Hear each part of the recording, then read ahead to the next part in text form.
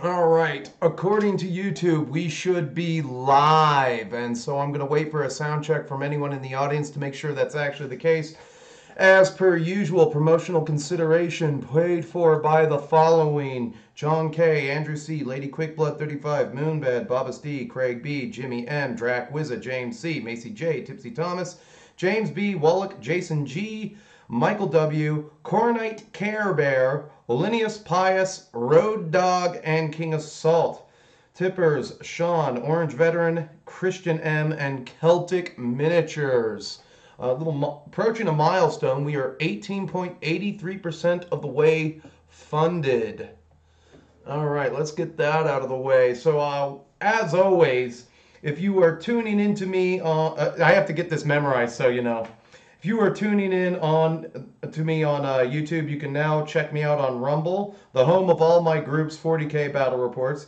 You can check me out on Patreon for less than what you spend on your daily gas station morning fix. You can get access to exclusive content and merchandise. Patrons also get their names shouted out at the beginning and end of every stream. And as usual, you can DM me on my Instagram for live updates. All right, let's take the distraction down, the distracting, ever beautiful Aka Atsuka. Let's get her out of the way. What's up, Hungar the Starvarian? How you doing today? We got a really full show if you guys are tuning in. As a matter of fact, I actually have to turn over to OBS. A lot of good stuff today. We're dealing with some casualties of war right here. So this guy, his spear got broken, and the best I could do for him was basically cut up one arm, cut his hand off at the top part of this wrist where this leather strap is, and glue a new spear on. So that's what I did for him. This guy's arm completely broke off. I had to, I didn't show the other guy. I had to paint another spear. I think everybody... Oh, that's cool. Tell him I said hi, Mr. DM James. Oh, what's up, Dungeon Master? And during the Battle of Thermopylae, as you guys know, the Battle of Thermopylae is live on Patreon now. And the only way to watch it at this point is to buy it, and that is for a reason. I think when the smoke cleared and the dust finally settled on Marathon, that video, it did really poorly analytic-wise. It had, are you ready for this? After I finished the total count, because I watched it very closely, like a jerk off. I had nothing better to do. It lost 47 likes. So that's just, what's up, Historical? That was just a blow to the face right there for what I thought was like one of the best videos I ever made, despite being in an echoey room where I've got like my mic muted with a piece of a sock, a piece of foam, and some electrical tape, because the 5.1 mic on that thing is just really good, you know. But yeah, I guess I have to go with the shotgun. What's up, Wraith? So there is that. So it is the Battle of Thermopylae is live on Patreon. You can do a one-time buy, and you get access for the whole month to whatever's up there. Over on Rumble, I put the first 40K battle report out. That is still available on Patreon right now. The next one has just gone up. It's Orcs vs. Salamanders. So I'm just going to kind of keep tabs with what me and my group do, especially when 10th edition comes out and we start our next campaign for the summer. And we'll see who has the best army at the end of that campaign. I thought that might be something fun that we can do and everything. So with that said, we can go into rumors of the old world. I think this is kind of interesting. See here, we'll turn on display capture. All right, display capture is on. We can go into the internet here. Boom. All right, so I've kind of got all this stuff written down. I kind of hope you guys can see that. So they're talking about base sizes. So your common night goblin is going to be 25 millimeter base size. All right. Your larger infantry like orcs and warriors of chaos and what else is on the large base? I think it's just those two armies that have large infantry. Larger buffer guys. Oh, Chaos Marauders. Those do, oh, and Beastmen of Chaos. Those guys are going to be on a 30 millimeter square, and then they're talking for monstrous infantry or cavalry or something like that, like Trolls and Pegasus Knights. They're talking about a 60 millimeter base. Don't know how I feel about that. And then cavalry, a 30 by 60 millimeter base. So they're really upping the base size. I think this is so that you can use some of the Age of Sigmar models inside of your army. I can see it from both perspectives. You got, autism gets really real during the time of putting together a fantasy army and everything. There are no rules for bases. You can use your old models with their old bases. You can even use rebased models with movement trays for round bases. Launch set is the launch set is locked in. I was half right. I thought it would be orcs versus dwarves. It looks like it's going to be orcs versus Empire. That's still kind of a partial rumor, but it would not be surprised if they copy the old 6th edition box set, which had the chariot, the one guy on the horse. You know the one I'm talking about. It had the orcs rooting for the home team up there like this. So that's that's going to be the box set. It's going to be orcs versus Empire. I knew orcs would come into it in some way, shape, or form. And then this is interesting. They're going to be both Bretonnia and Tomb Kings are getting major overhauls. So that's music to my ears. Well, you know what they said. I'm just gonna kind of go into chat here real quick so we can talk about this. With the overhauls on the older ranges of the Bretonians, making new pieces, new weapons, that wouldn't be very hard to do. And then the first 6 factions, another one I was right on was Dwarves. I was also right on Keslev. And I did not see Chaos coming. I did not see Chaos coming immediately. I really thought it would be vampire counts. But again, like I said, vampire counts would nowhere be near as close if they were coming out with Tomb Kings. They want you to buy Tomb Kings for a little while because there's a lot of stuff that they've made for vampire counts. Not to mention those new Blood Knight models will look really good on those 30 millimeter by 60 millimeter cavalry bases. That's, so there is that.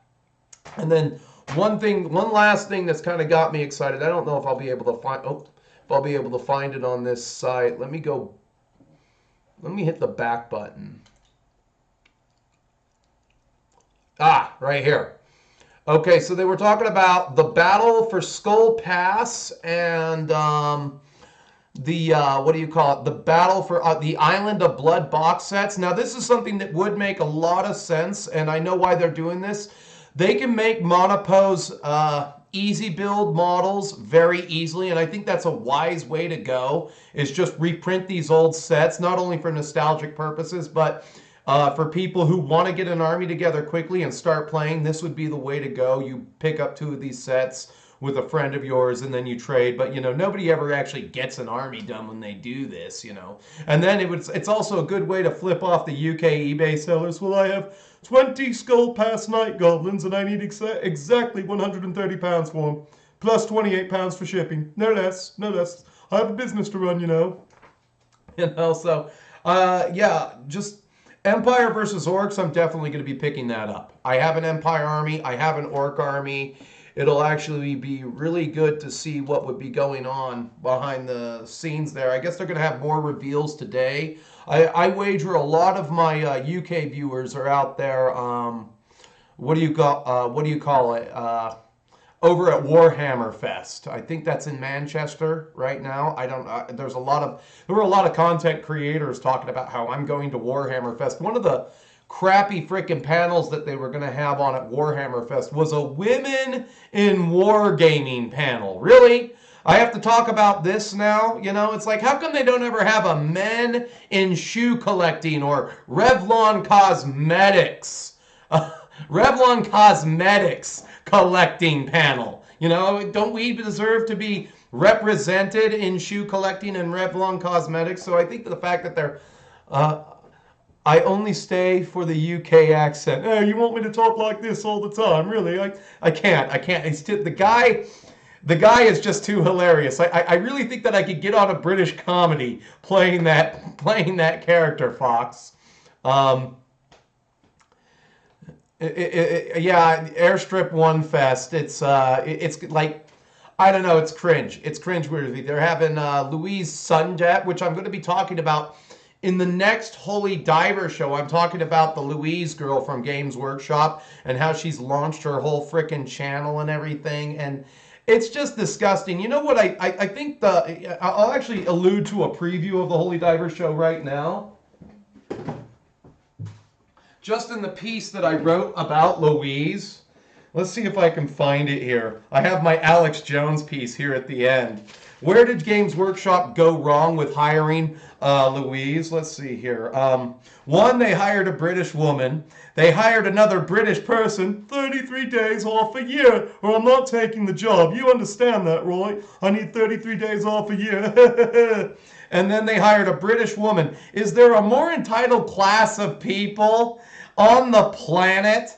2 years, and I asked that question very seriously because the UK is the only place where they have outlawed the wolf whistle, number one, and they want the wolf whistle to carry a 2-year prison sentence. Meanwhile, the guy who got away with the stabbing is getting out because Seti the Knife Khan let him out, And what pisses me off is when they hired her, they were probably paying Louise more money than they were paying Duncan Rhodes before he left.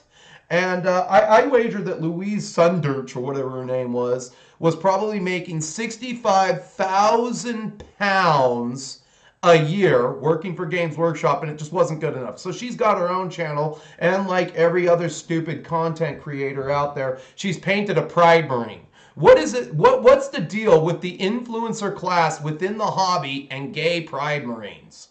That's another head of the Hydra that I identify there. But I am going to end it with this. There were a lot of rabid fanboys who would have killed their own mothers to get that presenter job that Louise had. And what pisses me off is they could have hit up Mini Wargamer J, who seems like a really cool dude. They could have begged Ash Barker, and they could have asked Stephen B from Mountain Miniatures to do that job. Stephen B from Mountain Miniatures would have done really good, but you would never see British people, hire from the Commonwealth. Have you gone mad? No, we will hire right here in Manchester and Knightsbridge because those are our people and we need to keep them employed as influencers.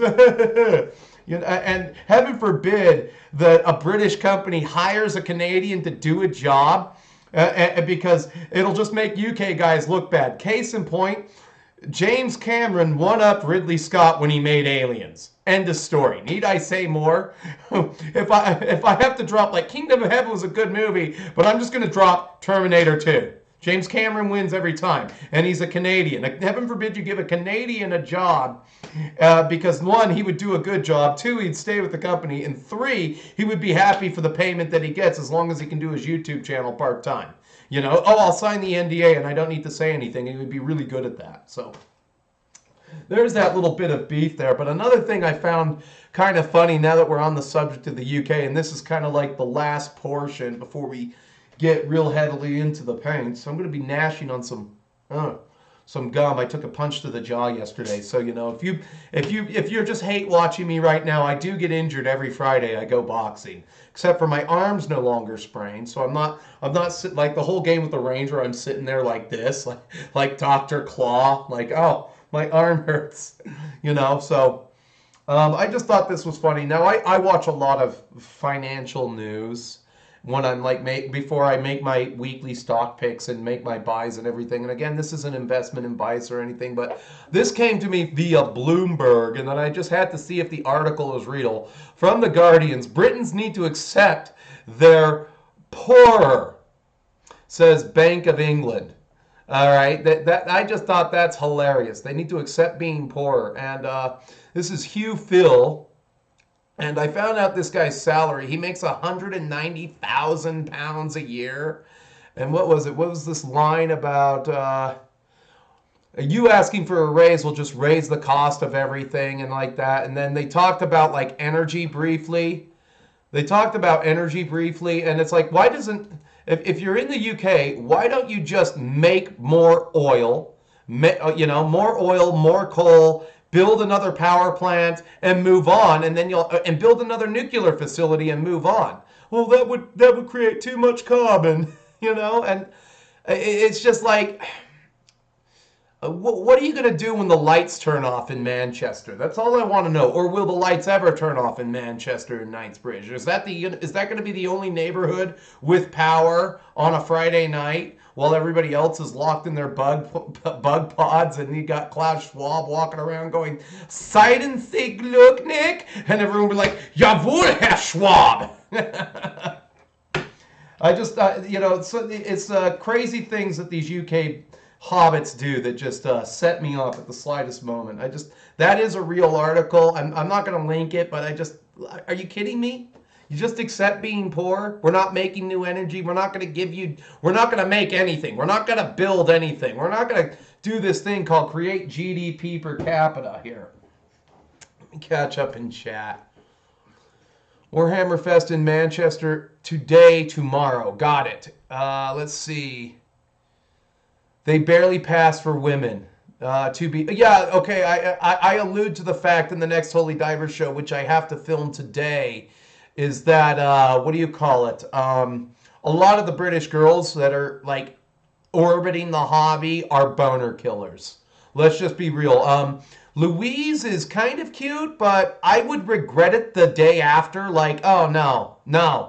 I would I would have to take a shower to wash the porridge off of my dick after that one.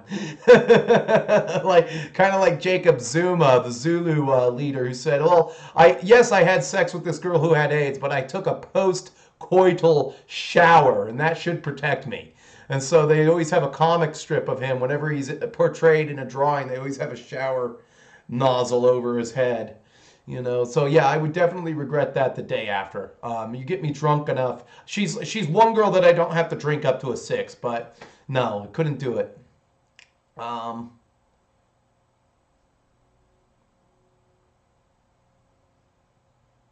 think you're getting confused with the salute. That's just gone by the had a woman of wargaming panel. Need a little punctuation in that. I'm not quite getting it. Did it go by the wayside? Is that what you're trying to say? Yes, it is stabby over in the UK. I think I alluded in another stream. How many foreigners does one country need? And this is the worst thing. If you want to put the UK back on like a paying basis, you have to cut the welfare off to the non-citizens. Do not give non-citizens any welfare. And they'll either go home, or you'll have the ones that want to stick it out because they want to become British. All right? That's important. They want to assimilate, and they believe in Britain, and they want to become British. It is drenched. Yes, the Guardian is drenched in soy. What's up, Alec? If the lights turn off, people will finally wake up. Well, I don't know why. Is there any, for my UK viewers right now, is there any construction of a new nuclear power plant or natural gas powered plant and or a coal power plant? Like, they're burning coal in Germany because they're trying to stick it to Putin, brah. Boner killer, we call them orcs. What's up, Wargamer 341? And I just... like I said, from a stock perspective, a country or a state in the United States or a country in Europe is only as good as the things that it produces. All right. And you have to produce hard goods at the end of the day that you can trade. And that's how your currency works. You can't back a currency off of debt and keep saying money printer's just going to keep going burr because monetary theory. And it's absolutely preposterous. It's got me worried for the future. Like, by the time my stocks mature or something like that, they're just not going to be worth anything.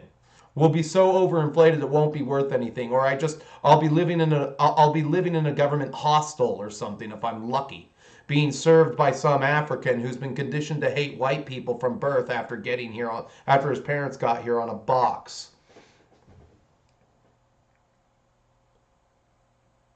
It's a 2-week event? Holy cow. Yeah, I only heard about the panel. I was going to see if I could squeeze it in. I still have to write an ending, a short, brief wrap-up summary of the last Holy Divers show. I have to write an ending to the Holy Divers show, and how I'm going to put a bow on the show. And if I'm lucky, well, let's say I'm unlucky. I've been working my ass off all week. I've edited 3 40K videos. I immediately got the Battle of Thermopylae up on Patreon. I did all of that last Sunday. I did nothing but edit Sunday, Monday. I worked Monday, and it just has none of this has been fun. No painting. I haven't been able to do any painting. I have finished 9 torsos for the Macedonians with 3 Beastmen. You guys actually saw me do that last time I painted, but nothing. I haven't been able to do anything fun in the hobby at all, except, and even that game, it was fun to play, but it was taxing. We played for 5 hours, you know. And so there is that, you know. So one of the things I'm going to do to prime this spear here is I'm going to use leather brown from the Vallejo range. And the reason why I'm doing this is it's a very good pigment brown. It's got a lot of pigment in it, so I don't have to prime the spear. I can actually just paint this gunk on. I think I'll need more than that. Hold on.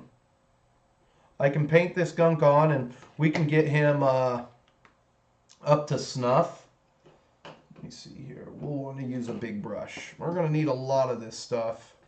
And so I'm going to go to town, and I'm just going to get this spear ready, this hand and spear ready. This stuff it'll stick to about any surface.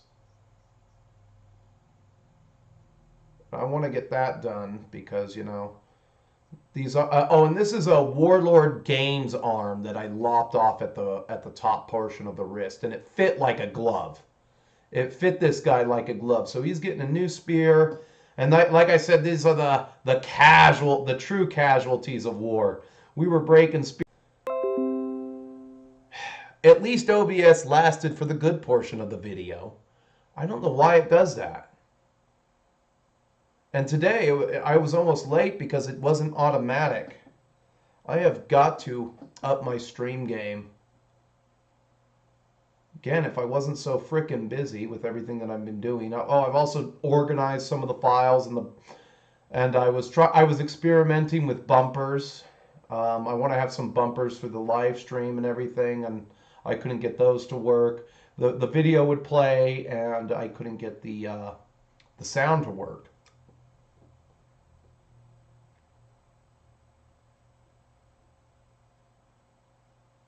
But you can see how easily that just sticks on.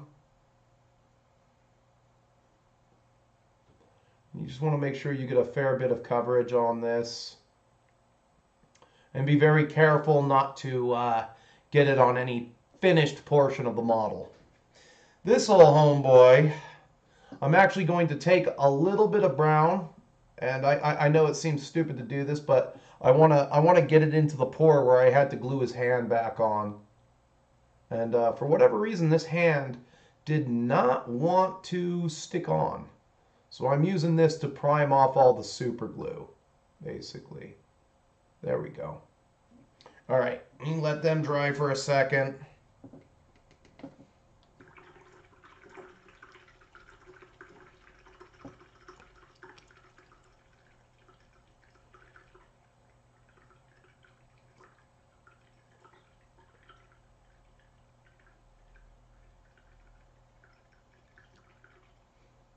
Oh, wow, pork shoulder on the smoker. Lucky you.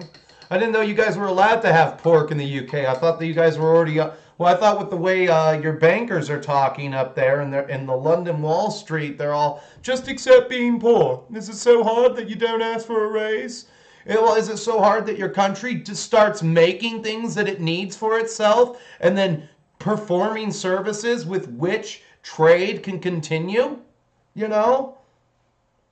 We all can't just sit in our homes like hobbits and say, I mean, hobbits, say whatever you want about like hobbits and their laziness. They actually still had to get out there and grow their own crops. I know that at the beginning of the book it said they were inclined to be fat and lackadaisical and kind of lazy, and they wouldn't have any adventures, but they still had to make things, for society and for Hobbit society to go on. Yes, I am well aware that it sounds racist to call the UK guys hobbits, but at the end of the day, the Shire is an allegory for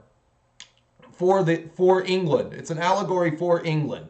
Because all of these men, they crossed into France to fight Mordor. I mean, hypothetically, they crossed into France, they left home, they went one whole world away to basically fight in this war, and basically these four hobbits it could be an allegory for Tolkien and his friends leaving, getting enlisted, and fighting in World War I.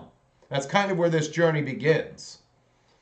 A lot like the dragon fight in Beowulf and the Nazgul versus King Theoden, where basically nobody helped King Theoden, fight the Nazgul. He was about to die, and then finally, what's her name? Eowyn came out, and she helped him. It was the same in Beowulf. The dragon came raging, attacked once again, Terrifier flashing. Wiglaf's mail did not serve. His shield was withered back to the boss in the billow of fire. But nothing deterred. The young man stepped smartly to take up his kinsman's protection again. And then did that king remember his worth. Dealt out a sword blow of annihilating weight, striking into the head. But the hero's sword shattered. His hands were so strong. I heard any sword Beowulf bore into battle, his hand would shatter amidst the enemy ranks. And so it happened with this. A third time, his chance lying open, the dragon rushed in on our king, crunched along his neck between bitter fangs. The Wiglaf, disregarding the head, struck below it, aimed true, and the fire quickly slackened in consequence. And then did that king remember his worth, reached for a stabbing knife, hewed mightily down, and hacked the dragon in half. Does that sound like what happened with the Nazgul in Lord of the Rings? It plays out the same way. It's all Norse mythology or Anglo-Saxon mythology playing into that. And that's kind of how Tolkien writes.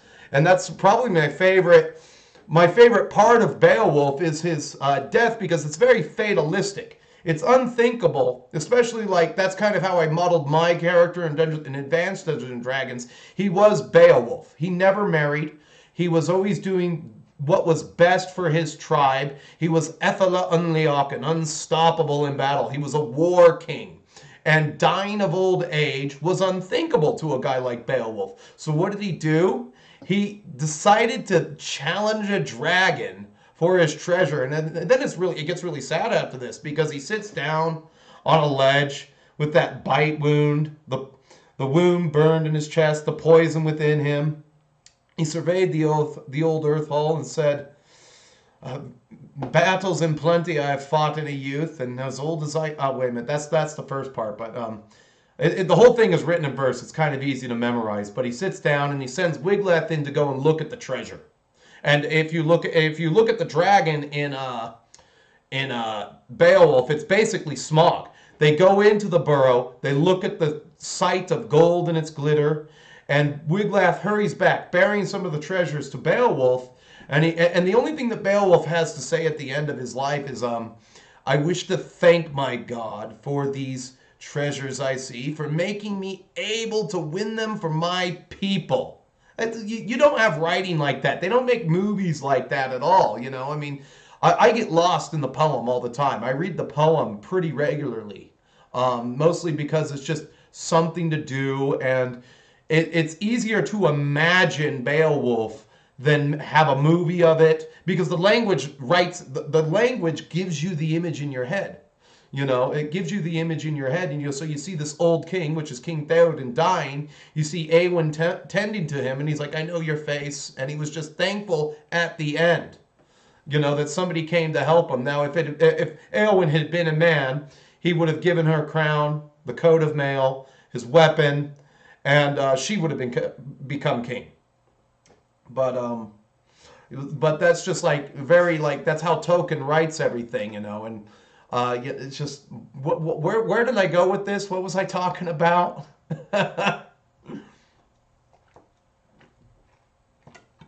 Somebody remind me what I'm supposed to be doing. I'm having dementia.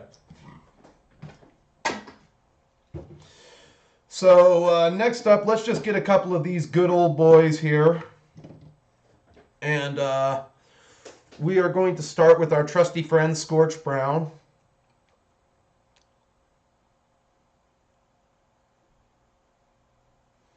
Bernada, that okay. So that battle is that the battle on top of the river, the Battle of Bernada. That's the battle on top of the frozen river, if I'm not mistaken. That's not in the Penguin edition. That is not. That is not in the Penguin edition.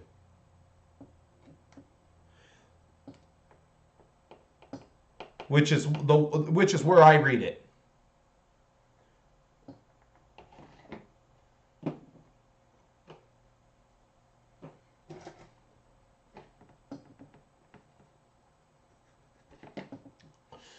So I kind of want to get these guys covered as per usual, but that's where I read it. But, you know, I mean, that's all. I mean, that's where Dungeons and Dragons comes from. You read the old advanced player's manual, they mention modeling your character off of Beowulf or modeling your fighter character off of Hercules. And you know what's sad is that if you even mention Beowulf or you mention Hercules or you mention Gilgamesh, which I think the advanced character's manual does. If you mention any of those people from literature, normal people these days, they don't know who Beowulf is. They don't know who Hercules. They might know who Hercules is, but we've gotten pretty frickin' dumb, to say the least. We've gotten pretty frickin' dumb, to say the least.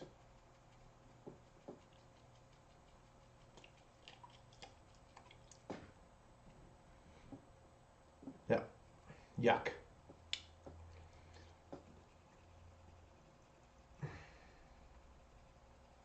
This guy has he has a Holbrook style of armor, which is just armored plates on quilting. So I kind of need to dry brush that a little bit. I don't know how I'm going to paint the quilting. I don't think it'll be that bad if I just do it in leather and then just do the metal. But it's going to need a little bit here.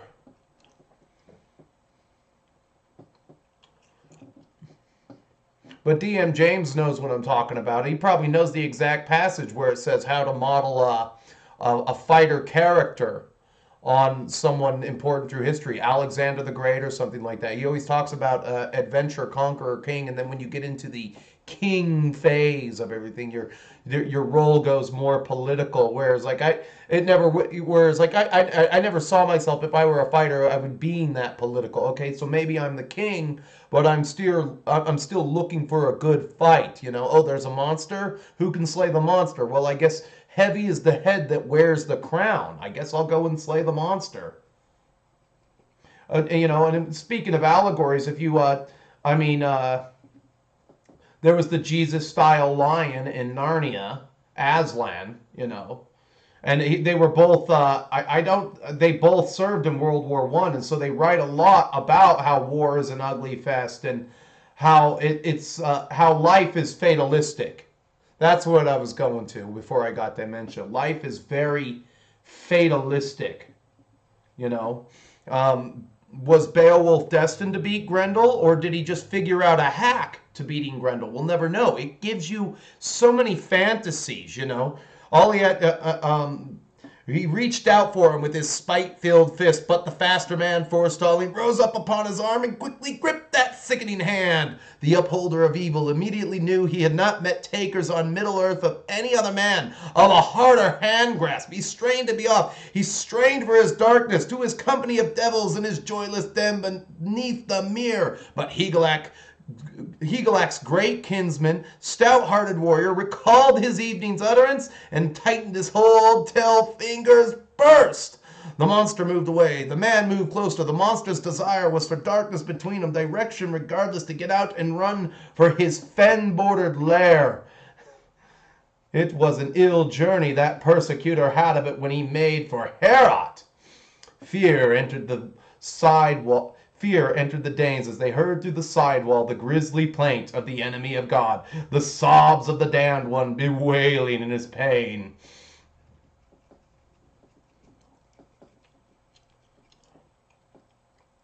A rip in the giant flesh frame showed then. Shoulder muscles sprang apart, a snapping of tendons. The arm of the demon was severed from his side, and Grendel flew, death-sick, to his joyless den, where he knew that the end of his life was in sight. Beowulf had cleansed Heorot, saved the hall from persecution. As a symbol to all, the hero hung the hand, the arm, and torn off shoulder, Grendel's whole grip beneath the soaring roof. Because he ripped the arm of Grendel clean out of the socket where it was at the shoulder, because Beowulf was so strong. You know, it's good stuff, you know, really good stuff. That movie with Gerard Butler, Beowulf and Grendel, the worst part about that movie, I'd probably have to review it. I'd have to review Beowulf and Grendel with Gerard Butler. Worst part of that movie is they didn't use any of the language. And then they added characters that weren't even there. There was no witch that lived in the village with Hrothgar.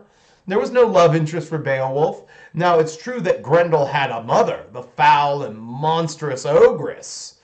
And that's kind of a humanizing element to Grendel.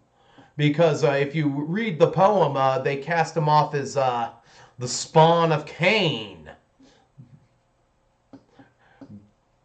Far from mankind, God drove out Cain for his misdeed of shame, and from him came down many gogbadogs, kobolds, and gremlins, and zombies. He was basically responsible for the entire race of monsters.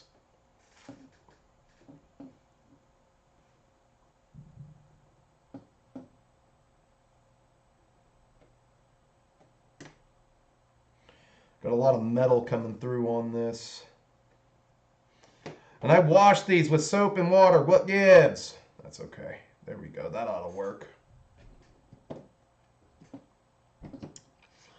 Here's a clip from British TV, some game show where the contestants asked, what is the food of the gods mentioned in Homer's Iliad? And they answered donuts. Okay, that's got to be...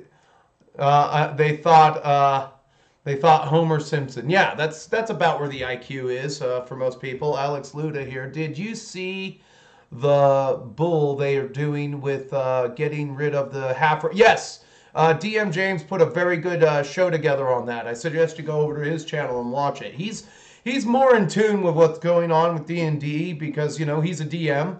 I don't get to DM because I don't have any time and. Or Hungar, you know, I'm sure he plays in the group. You go over to their channel and you watch that video. Yeah, it's BS. They're getting rid of half races. We can't. Yeah, and then there's that douchebag that works for Wizards. Well, I don't think that white people can get out of the hobby fast enough. You know, it's like screw you. This whole anti-white thing that's going around is BS. You know, I mean, I'm proud to be right. You know, if having white pride makes me an asshole, then it makes me an asshole. But don't come and talk that trash to me directly because I'll be going to jail for assault later. And because I don't have a record and you don't have $5,000 an hour to hire a white shoe attorney, I'll be getting out with a slap on the wrist after a weekend. But you'll have no teeth when I'm done with you. Because I mean it, I'll knock them out. I'll crack your front tooth right off. You know, it's the same thing. You know, right now, my stock for TAP, this isn't advice, this is not advice, has gone up. And TAP is Molson Coors. That's Coors, the company. What do you call it?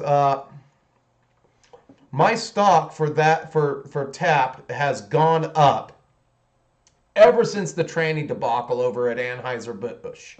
So I've made roughly $6 a share since that, which is fine by me. There's one absolute that I know of in the United States. You don't piss off white trash by putting trannies on their beer bottles. You don't piss off people by changing the formula of Coke. You don't fuck with the formula of Coke, and you don't mess with the Big Mac. All right? It reminds me of that scene where Bart Simpson mooned the Australians with a at the end of the episode, and he has that big old he has written in magic marker, "Don't tread on me," and they're like, "Am you going mad?" And they storm the embassy. And then the bullfrog that Bart Simpson brought into Australia multiplied, and it started taking over everything, and they were laughing how the bullfrogs were eating their crops.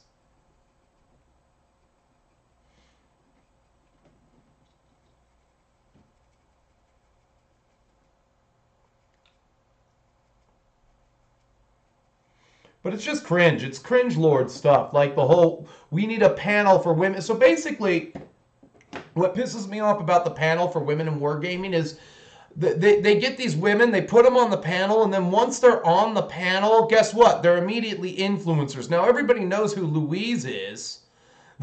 Everybody knows who Louise is from because she got to work for Games Workshop, but she should have never had the job. She should have never had the job. I don't care if she was qualified. She was never going to stick around. Did they even do any diligence on their hires? I understand fully with Duncan Rhodes. I guarantee that Louise was making more than him. I also, know that when you have a family, and a couple kids to feed, which I think he does, and you have a Napoleonic addiction, which I know he does. He never talks about it.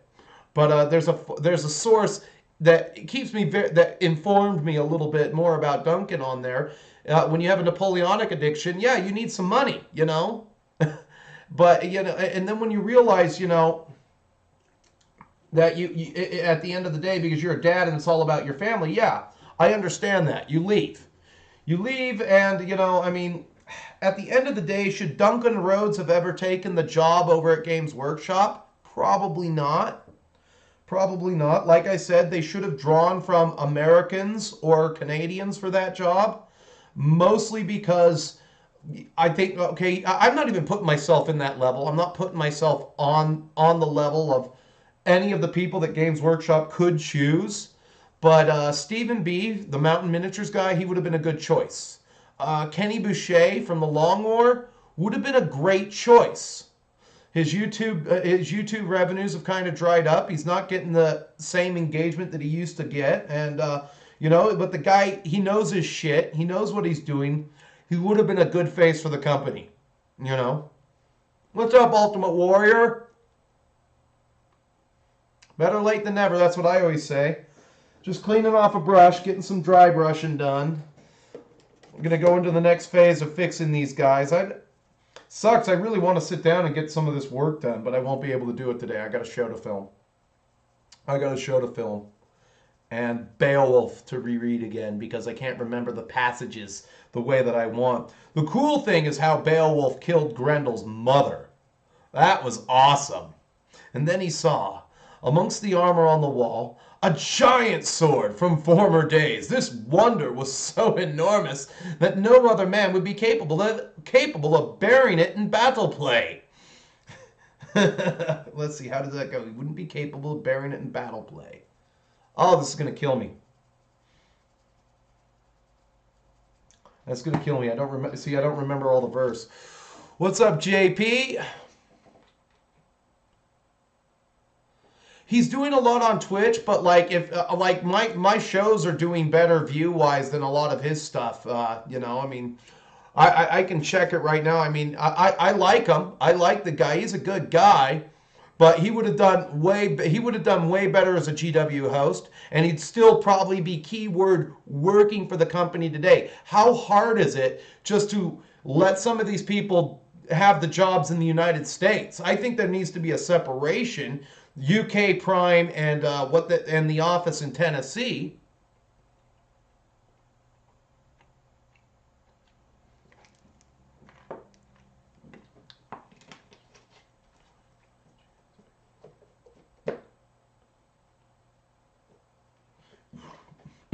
I'm not going to stream on Twitch That's just another platform. It's just another thing that I have to do. I am going to start streaming on Rumble.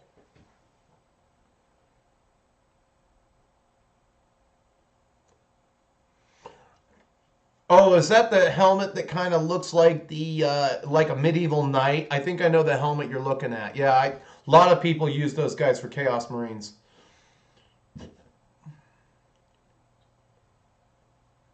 Oh, for Origins, is that a game? I don't know what Origins is.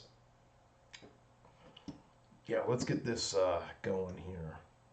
We'll need some leather brown. I think leather brown is the next color for the fair here.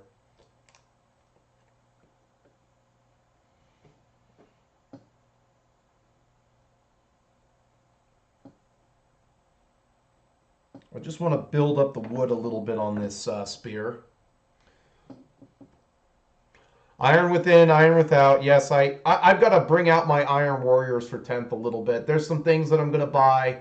But me and my friend were just looking at how we're going to theme our armies for 30K. So me, I want my Iron Warriors to have a squadron of Typhons, because that's how the Iron Warriors would fight. They'd slam a wall of Typhons in your face and be like, get past this. And then I've got my alma mater, my what do you call it? My mech dudes with giant hammers. They're on the way. And then what else is on the way for the Iron Warriors? No, that's about it. I haven't bought any soldiers for my Iron Warriors yet, because I know I have to 3D print some shields for them.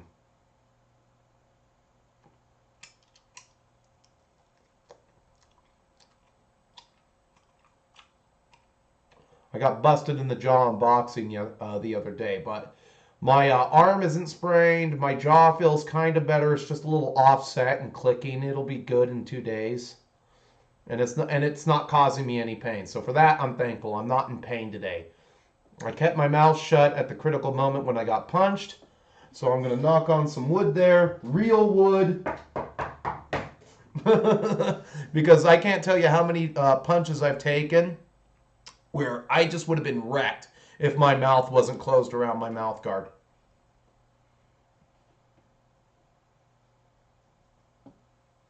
Okay, there's that. All right, and then I need to actually dry brush this guy a little bit here before switching to metal.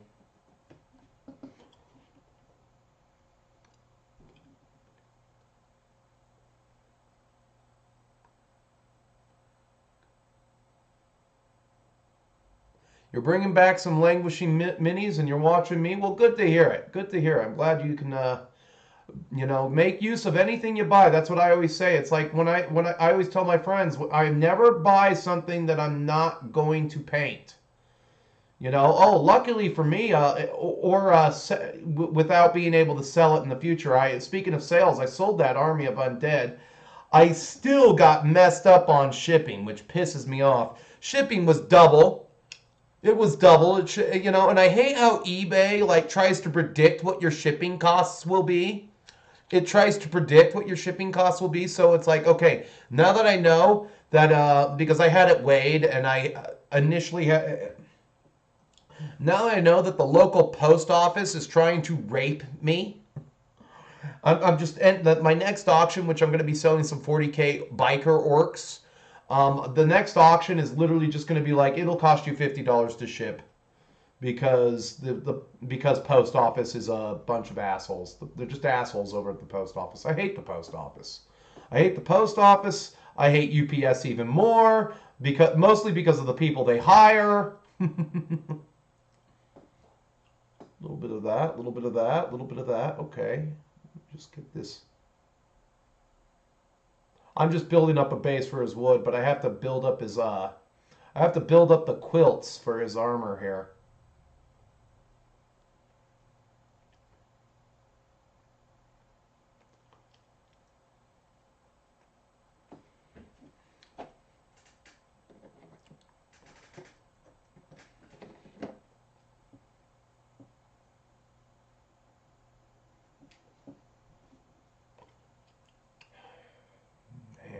Lots of work today. Hopefully I can find time next week to sit down and paint instead of work.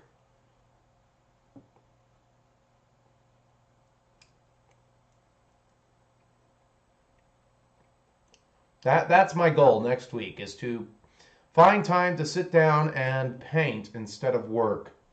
If I can, I think the only office hours I'll have to hold is Monday. I think after Monday I'll be done.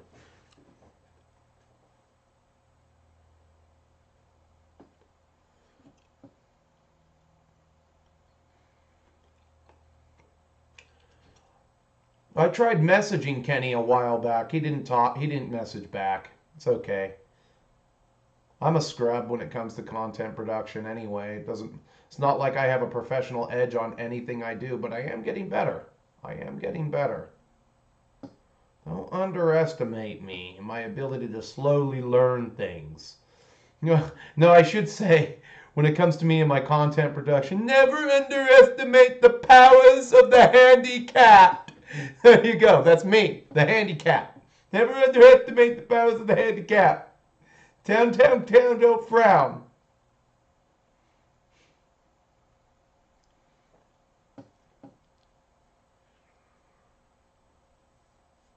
Oh, well, all right, Fearless. That's badass. I actually have some Scots that might be coming into the mix because I'm slowly whittling away at projects, and once these Macedonians are out of the way, I was thinking about getting my Scottish storming party done for my Covenanters. Um, I know that me and the Ranger want to play one more game before his son arrives from Kentucky. His son comes to visit him in the summer times, and then the Ranger's out for like 2 months. I won't see the Ranger again for 2 months, and then we'll probably be planning Platea. But maybe he can bring his son down for a game or two, and we'll see what Holy Diver brings. But no, I wish I could play some more ECW. That is a fun as hell game. You know, another shout out to Seven Sun Wargaming. He did a pretty good ECW battle report that I actually double watched. I got it up on the TV and watched it. The only problem I have is that I got to get another HDMI cable for my computer, just for my computer to go directly to my TV, so that when I want to watch things, and I've been lazy. I haven't had time to get this cable. I need to get this cable so that I can, what do you call it? What am I going to do with that cable? So that I can watch more people, because some of these channels are monetized. I don't mind watching the commercials, but sometimes, like YouTube will load, like I know that you can set that you have settings for ads, but sometimes YouTube will just load up these ads, and these ads will literally come in like every 10 minutes. And so I have to watch through my browser, which has ad blocker a lot of times. My preference for rules is Warhammer. I like Warhammer. I wanted to try the English Civil War book that I can't remember his name, Sergeant, give me a minute. I think he might be in my, he might be in my channels if he's still a channel. I did update the channels, but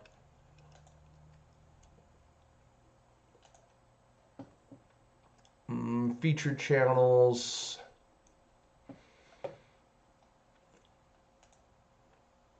Let's see here. Sergeant Kelly, is he there? Oh, this guy, Campaign Headquarters. I forgot the original name. Campaign Headquarters. He sent me a lot of... shout out to him, by the way. A while back, he sent me his ECW stuff, and I told him it wouldn't go to waste, and I was... oh, wait a minute. Did my dumbass... no. My dumbass did not display capture, but here we go. We'll do that now. Okay, so shout out to Campaign Headquarters TV. He changed his name. And that's why I couldn't remember it. He hasn't made anything for a little while, but he sent me a bunch of ECW stuff, and I painted it. And shout out to DM James. I'm painting some of the Macedonians that he sent me. And the Ranger's gone through a lot of the bolt action stuff, and he's putting a shine job on it because he's a lot better at that historical accuracy stuff than I am, because I can't be everywhere at once. If I got into that box, I never would have. I would have fallen in. I never would have come out of it. So thank you, DM James. Yeah, but this guy sent me his Scots Covenanters and the Warhammer English Civil War book, which I'm sure is a collector's item. He did not have to send me that book. That book is probably worth $200 easy. Maybe 3.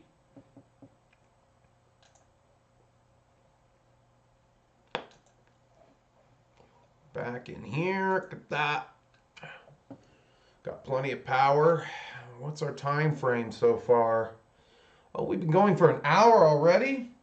Well, at least I know it's a good stream, gentlemen. At least I know it's a good stream. Let's see here, we're just gonna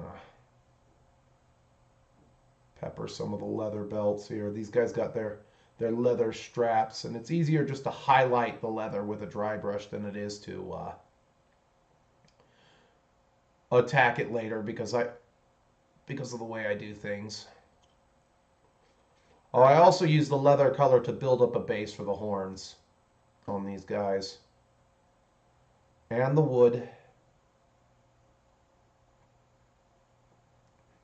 So, oh, and when we're speaking of base sizes for the old world, one of my plan is I'm not going to rebase anything. I am going to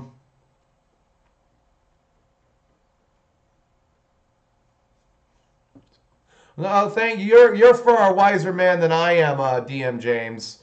You've got the gray hair. I have not paid enough for my wisdom yet. You've got the wisdom trophy as far as I'm concerned. I just, the while back when I was talking about, like, if it was a subject that I did in the video, I can't remember which one. If you should do YouTube or anything, I think that if you do it, you need to be your true self always. You need to be exactly who you are in real life most of the time. So Holy Diver is a character, don't get me wrong. I am not like the guy in the show all the time, spit roasting people, the way that they need to be spit roasted. Holy Diver, so yeah, he is a character, but he's like 60% of who I am. And you don't want to hide that, because the one thing I don't want to do is disappoint people when I meet them,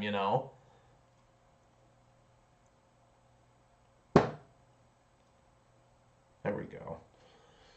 There we go. We got that.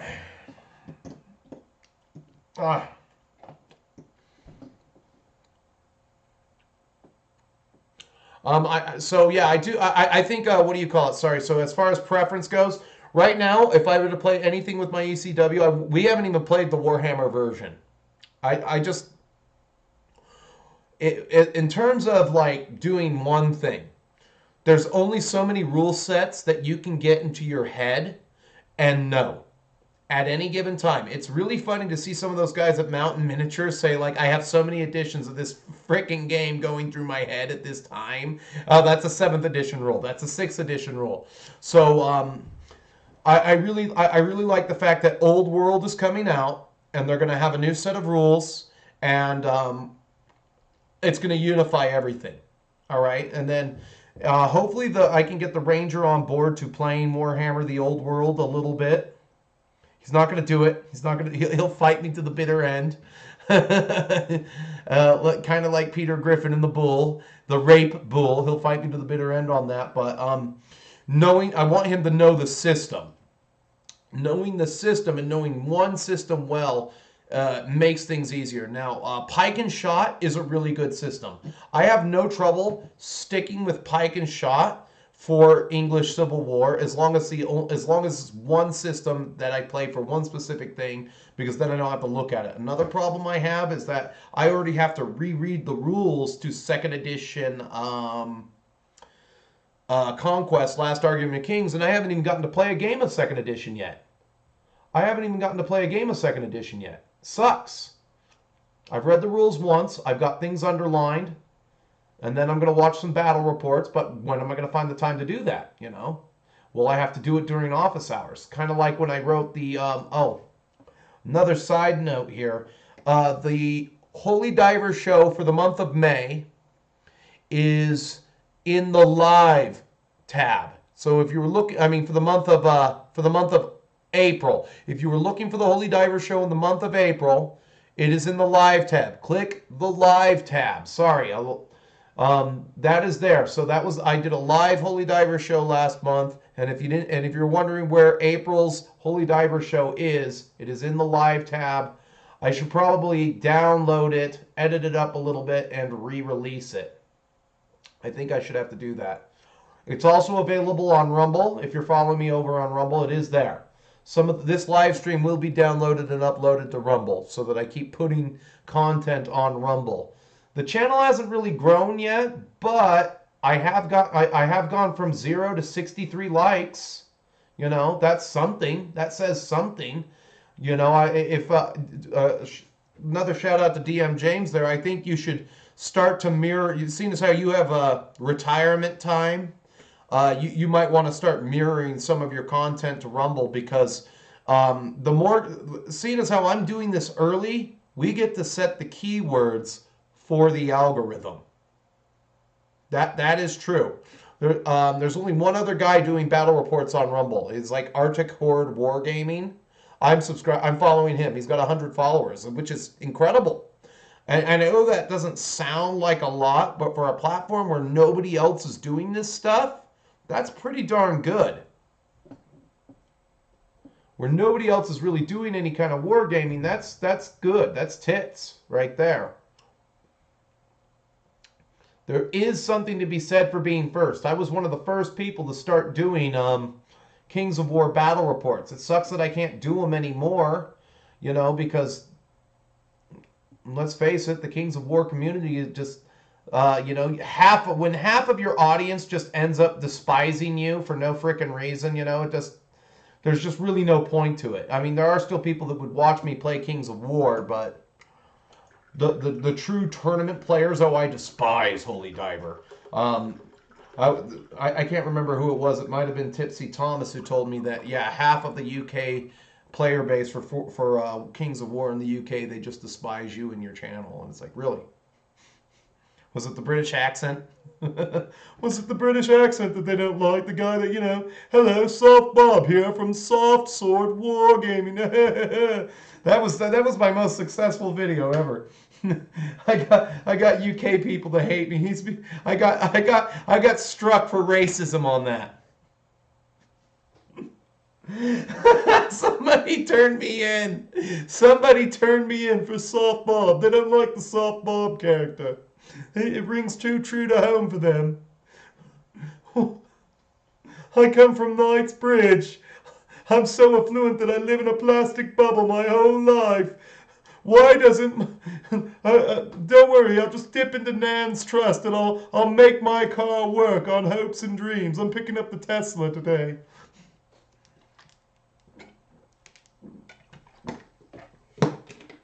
Excuse me. What would be... Oh, what would be a British... Oh, the Jaguar. What... No, the Aston Martin. I'll be driving the Aston Martin to the gaming club today. They say Katie's going to be there. Ah.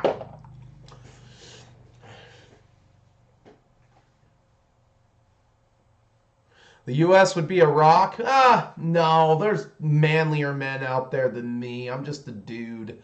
I'm just a dude that kind of sees things the way they are, and the way, you know, like one, we're not a country anymore. I really think, geologically speaking, the what do you call it? The United States is like 11 different countries. We've balkanized quite a bit. And the big problem we're facing now as a people is you got 3 states, basically California, Illinois, and New York's, that wants a one-size-fits-all, because a one-size-fits-all basically what gives their states, those 3 states, preferential treatment within a one-size-fits-all. And this is why, if one size fit all, why would states in 1850, and this is what started the Civil War. This is the big number one. What started the Civil War is the Compromise of 1850. All you have to do to be a state at that time, when they did the compromise, was just write a state constitution that doesn't include slavery. A lot of states did that. Utah, Nevada Territory, Arizona, California, they all did that. And that kind of economically cupped a lot of things. But another thing that the South didn't recognize at that time frame is that we were industrializing really fast. I mean, like the advance from 1850 all the way up to the 1860s. That 10-year decade, advancements went quick. You had the first track hammers. You had the first front steam shovels. You had, I mean, just in mining equipment alone, you had the reaper. I mean, slavery wasn't going to be around forever. All right, it just wasn't going to be around forever, especially once the cotton gin had been invented. It was just it was the end of a time, and the Southerners couldn't accept that. That's fine, but what really started it was, like, you know, the North invaded, and you have Union foraging parties. All right. Now, I think a scenario, you know, this is why some blacks would throw in their lot with the Confederacy as teamsters, is because let's say you're a buck on the cotton plantation, a Northern foraging party comes in, and they rape your sister. Now, the North was notorious for its war crimes. End of story. They rape your sister, they steal all the chickens, and they beat up a couple of your friends. Maybe you got clubbed in the head or something like that. They did not come as liberators in the first place. The foraging parties were pretty brutal and cutthroat. They stole anything of value, and anybody who got in their way got cut down or beaten. So let's say you go over to let's say you go over to the woman, the mistress of the house, and you pick her up off the ground and you try to help her, you know, and everything's gone. All the work that you worked for like any cured meats that you had, any supplies that you had, it's all gone. You're basically there left to starve, you know. So what? And Shelby Foote, he puts that in a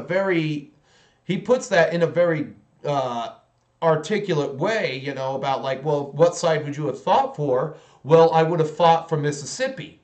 At the end of the day, that's what what's his name from Virginia did. Robert E. Lee fought for the state of Virginia. He would not lift a sword against the state of Virginia because, you know, again, we're a confederation of states. Why would every state have its own constitution?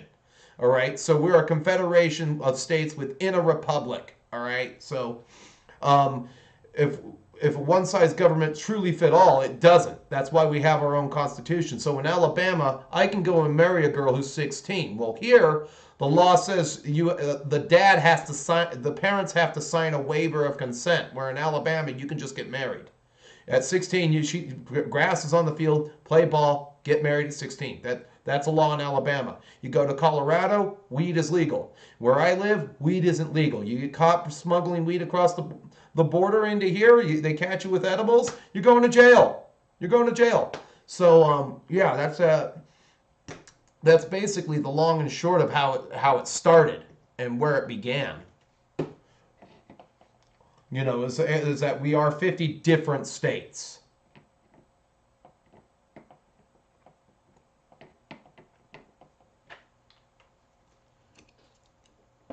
Holy cow, we are just losing time, gentlemen.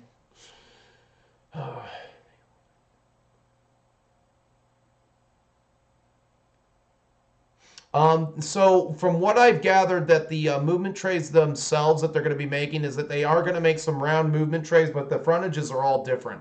I don't know if they're matching the frontages to War of the Ring. I think they're matching the frontages for the 60s, the new Age of Sigmar base sizes that have come out recently and everything like that.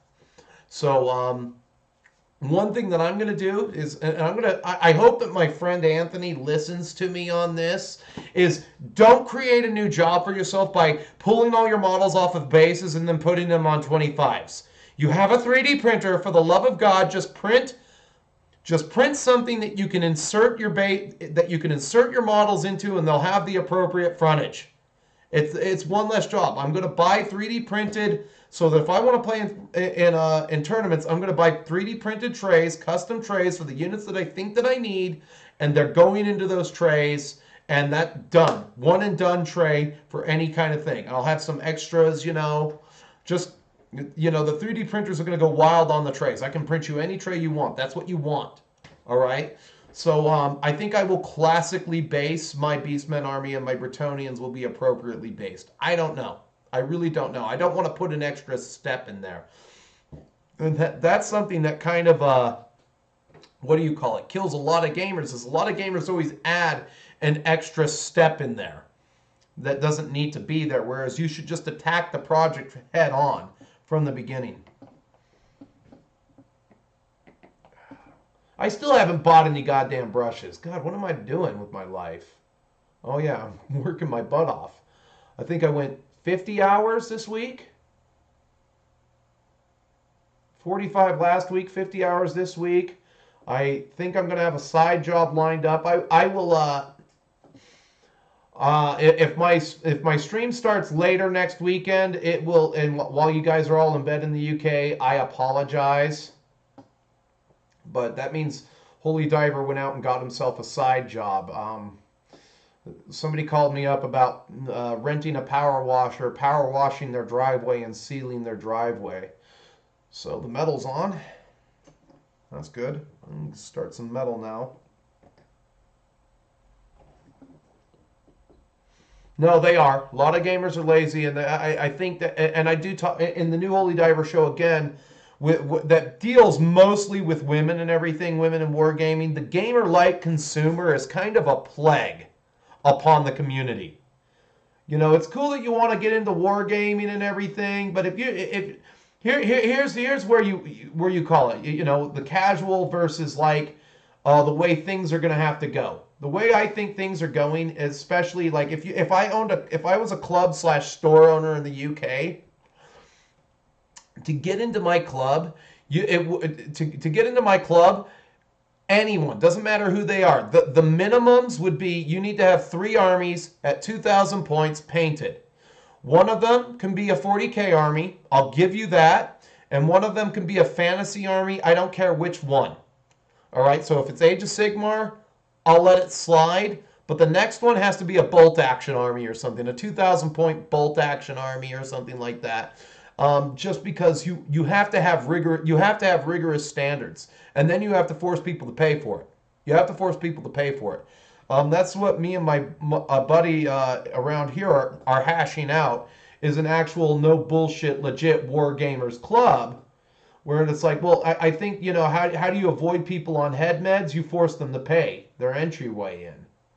You know, it's like, I bet you DM James can speak to this if he's still in the chat, that it's probably pretty hard putting together a group, because, you know, you probably have people coming up to you in game stores, I have this disability, I have this sort of tism, and you're just like, no, because I have this social awkwardness and social anxiety, and I want to play the Dungeons and Dragons, and you're sitting there like, no, you're going to make the group a living nightmare. You'll probably get triggered at the concept of the half-orc. And that's kind of where the future of wargaming is going. You can bring it out of the basement in club form, but you have to have rigorous standards for entry. And those standards need to be kind of like, yeah, you need to have a 2,000 point 40k army on the table. And then, you know, maybe you have a Warhammer Fantasy army painted. I don't care what it is, as long as it's painted. So there's 2 of the standards right there. And then you have to pay your monthly fee. You know, and we were talking about that. Is it a $50 a month fee so that you'll take this group seriously and you'll show up on time and you'll play your games inside of the group, and then you'll move on? You know, so you have the storefront, but you don't allow people access to the back room. You don't allow people access to the back room to play games. And that's where we're at. That's where we're at. So you can have the storefront, and, you know, and you don't allow people access to the back room unless they're willing to meet the standards to join the club. And then, you know, you'd be like, then you have the one woman that does join the club. Oh my God, she's got all her shit painted. She legitimately wants to be here, and she's not here to harvest likes and influencer status. You know, she's a legit, real war gamer. She has 6 armies. You know, I'm still waiting for the day where a girl like Akatsuka sits down across the table from me, you know, because, oh, here it comes. Too many people self-diagnose, then expect everyone to change for them. That, yeah, and you being a DM, an active DM and game runner, yeah, I imagine it's frustrating the people that come across and they want to join the effing safety tools, even, you know. Oh, I'm gonna wear my COVID the welder mask. I thought that was, I saw my mom, kind of retarded. My mom and my stepdad thought they were going to die. Then they both got COVID and I laughed at them. The next day, they're like, oh, I've got COVID. I'm like, oh, I call them up. Are you on your deathbed? Do you need me to get you anything before you die? Fuck you, HD. That's what they said. Fuck you, son.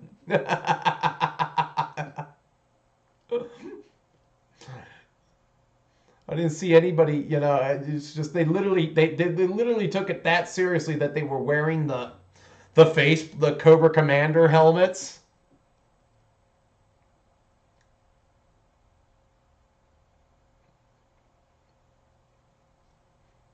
Whereas, like, I just told them, if I die, at least I won't have to pay taxes to a bunch of shitty boomers who think they're going to die. I'm gonna face death like Beowulf with some integrity.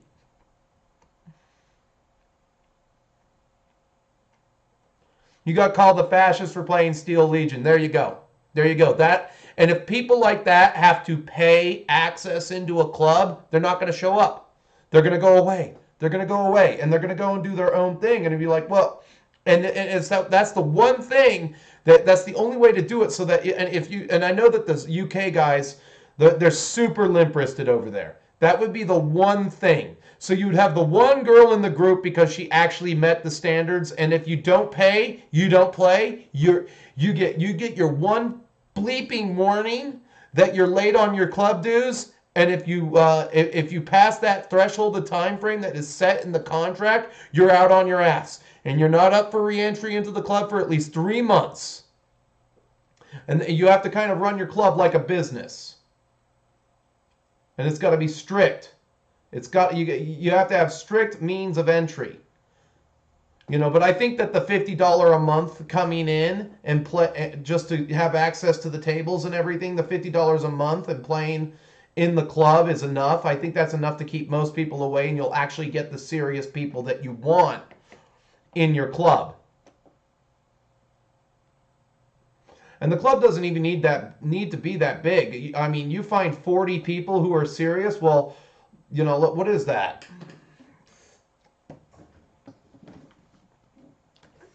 What is that?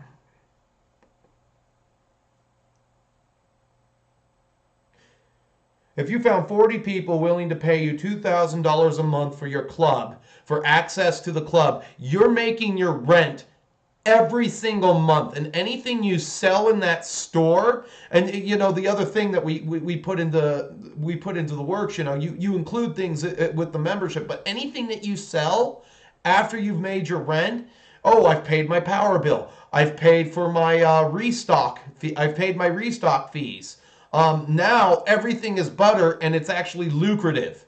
All right, I'm not wholly reliant on a bunch of early 20s man babies with bags of soy to come into my store and buy the magic cards to play the Magic the Gathering game and be like, we're having fun and we're having nerd discussions here and we're playing Arkham Horror, everybody. Arkham Horror is a good game, but I'm just giving, that's the first game that came to mind. And we're having our conversations about being jittering bags of soy while we're in the game store looking sophisticated. Why isn't woman bobbing down, up and down on my penis? Where are the women in the game store? What do you mean I smell of chicken? Mom cooked me chicken tendies the other day. I didn't bathe.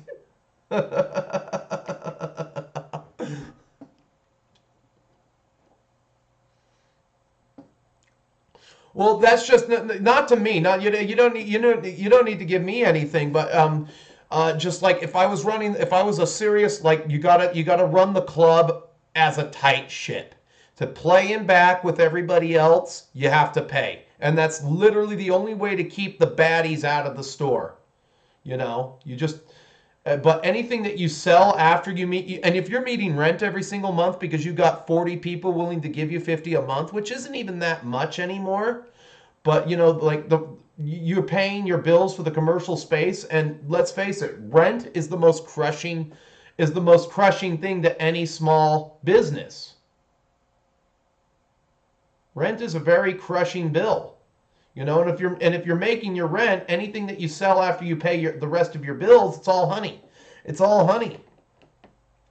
So you could be making your rent plus a little extra, and then you can have your what do you call it?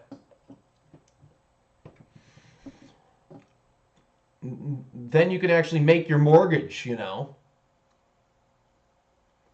You don't need to be like Dickhead over at the Dickhead store who has a trust fund and he only does it to have tax write-offs, and so he can write off his. I noticed that a Dickhead doesn't have a new pickup truck lately. He's driven the same pickup truck for 10 years because he's been on a spiral, because there's a reason they call him Dickhead, But he won't, I mean, he's driven everybody away, basically.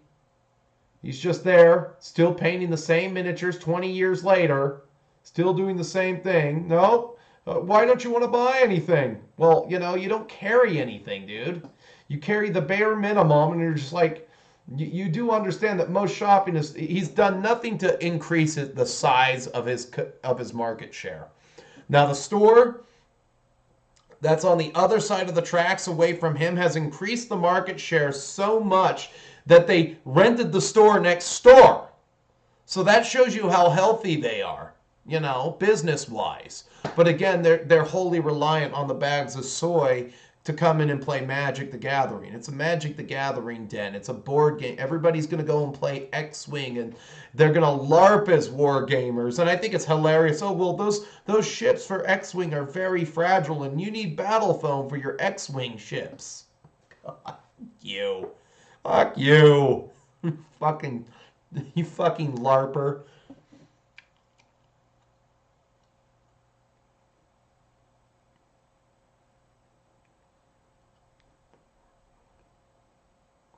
Yes, they criticize for what it isn't, and that's the problem with like women in wargaming. They can criticize the game for what it is, and then before you know it, the hobby that you love, it's basically gone. It's gone the way of Disney, and Games Workshop knows this, but at the same time, it's like, if I were to inherit, like if I were to win the lottery, the first thing I like one of the big serious like $1 billion lotteries, the first thing I'd do is try to buy Games Workshop. Then I'd move the company to Wyoming and I would take it private. But I mean, I could probably no. I would. Let's face it. I would retire to Japan, where the words coming out of the lady's mouth would be like "Shiro Tosan, Shiro Tosan, Rokuman Ochikan Ichi H-Kapu," and I'd be like, "H-Cup?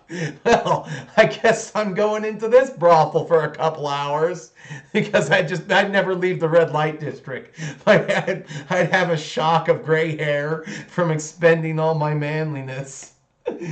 Never mind. Screw that. I can think of 10 better things to do than run a miniatures company. And I can hear the British guy in his...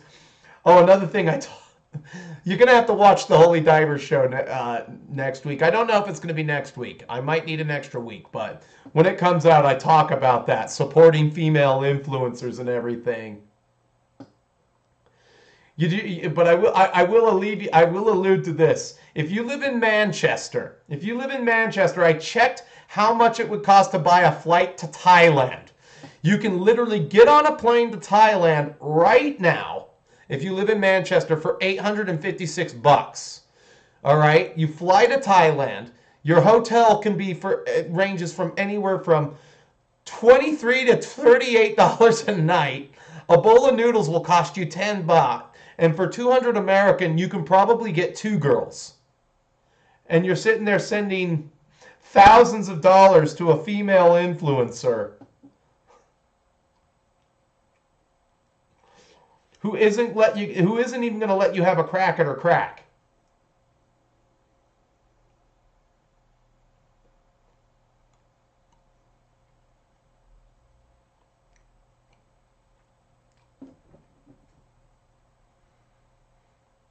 Hygiene should be a rule in every store, but you know that'll offend the chicken tendies class of people.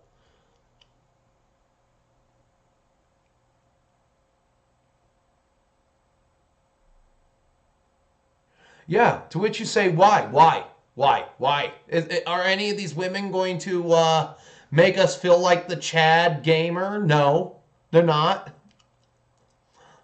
I mean, I don't understand what it is with the UK and the female representation. It's like, you guys got to get a handle on your women. 2 years prison sentence for the wolf whistle? That's a load of bullshit. You guys need to get a handle on that right now. Put your foot down. You notice you never hear Afghan women making up weird, obscene laws.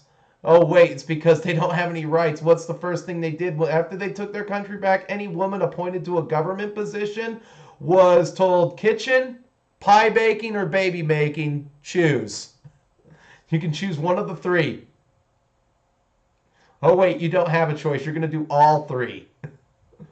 There's some dishes to wash, there's a baby to make, and I need that apple pie sooner rather than later.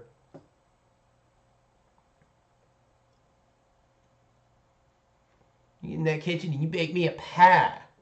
I need a pie.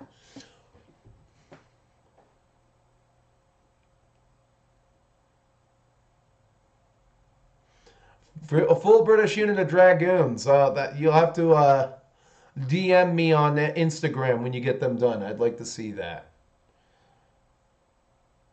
Good old Napoleonic cavalry. The dragoons are the shock cavalry, right? The big guy on a big horse.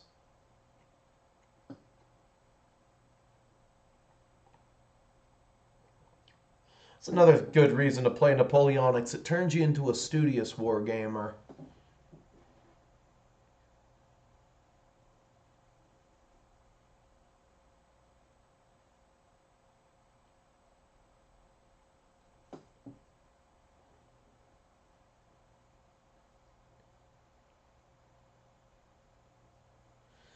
They're too cheap to keep the FLGS in business, and that's another problem. So you're not going to have a, like, I have a feeling that in a couple years a lot of game stores will be going under. They'll be going under because inflation will be as such that, you know, it's gasoline for your car or new minis. Oh, you're going to put it on credit? You've maxed out your credit card. Thank you. You know, so it's like there will be some purity through that avenue, but yeah, it's just like you board games and all of that stuff. You know, it's going to go the game. A lot of game stores are going to go the way of the dinosaur. The wave of the future is going to be clubs. Fred, it's going to be it's going to be war gaming clubs, and I can't tell you enough. That, you know, it's just, the club needs to set standards. It has to have you have to have a place to do it, you know. So, you know, when you get somebody who reaches a certain level and they can actually do, let's say they can rent the space and then use, you know, like I told my buddy, I'll be your first guy. I'll be your first guy. I'll give you the $50 a month. And then whatever benefits we work out with club membership. Maybe you get a free T-shirt every single year. You get access to whenever there's a tournament. The club member, like, so that's the day you open the club, is on tournament day. You open up the club on tournament day. There you go. And then this is the best part. You up the amount of points you have for painted army. So if all the club members have painted armies, well, they're starting with an unnet. You better not show up if your army ain't painted.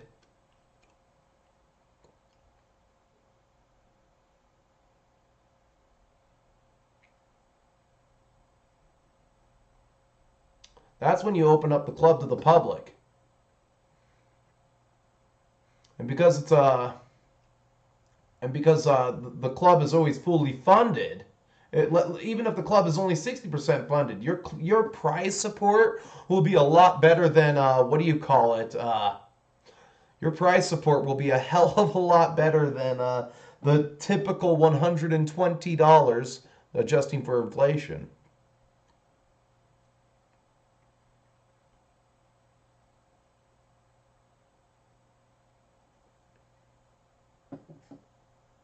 I'm pretty sure Diana Hall may be a Decepticon.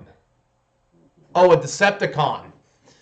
Okay, I don't know on that. I can tell you that the next Holy Diver Show DM, James, does deal with some of the Decepticons in the hobby. They're one head of the Hydra, and they're shoving that crap in your face. Like, they're literally the thing that shouldn't be in this hobby. And the fact that they're surreptitiously being placed next to people in the influencer class. Yeah, and they also got, I mean, if you're, in the case in point, discourse, whatever the hell discourse is supposed to be. I don't know how anybody with an IQ above room temperature watches that guy. He was still talking about neurodivergence and how hard it is when you're neurodivergent to be a gamer in his last little video. You know, I mean, I'm done. If he'd have to do something really freaking stupid for me to make another video about him. That video I made about him was actually a pretty big success. I gotta switch brushes for a second. That was actually a really big success, but you know, I'm surprised that anybody could actually watch him and take him seriously. I mean, like, it's a dude that looks like SpongeBob SquarePants with a little bit of makeup on. You look like SpongeBob and you have a little bit of makeup on. Like, where was your dad when you were growing up? You probably didn't have a father, you know? I mean, given his age, he might have, and his dad was probably just, oh, yes, dear, happy wife, happy life. You know, that's what they say in the Shire.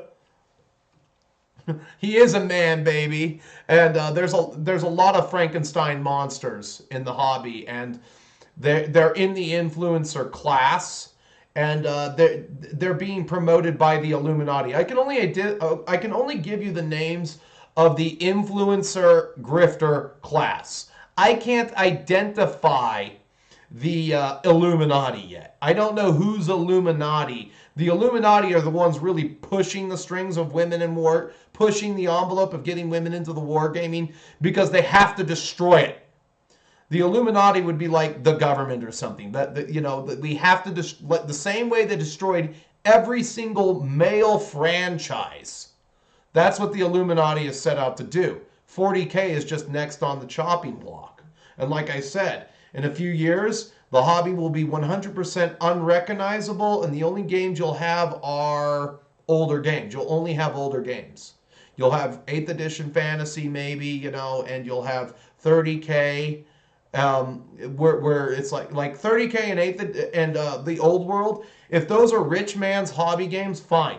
If it requires a big buy-in, the bigger the buy-in, the better. The less crazies you get.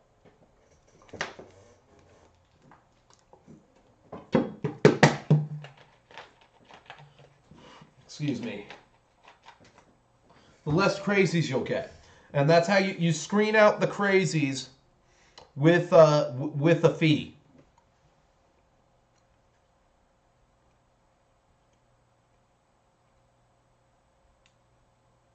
You're gonna build yourself up. Yeah, if I had a little bit more money and means, I would see about purchasing a house in Japan in the country somewhere, and then seeing if I can get some kind of work visa to go there and plant things like edible crops for livestock or something like that,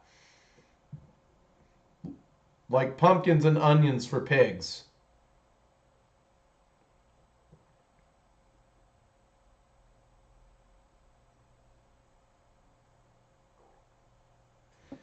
You know what pisses me off about politics is lobbying. You know, you got one hand washes the other. You know what scares what pisses me off is like, okay, so they want you to eat bugs. How about this? We have this thing that eats bugs, and it's called the chicken. The chicken can eat the bugs. It can range around. We can release all kinds of bugs at feeding time for the chickens to pluck up off the ground and eat. They'll get nice and big and fat and produce better protein, and then we'll eat the chicken. And then we'll get even bigger and buffer because of that organic chicken meat that we're eating. Where it's like you literally have the corn lobby bleeping over the cattle industry because of grass-fed cows, you know. Well, you got the corn lobby bleeping over the rest of society because cows should only be fed corn.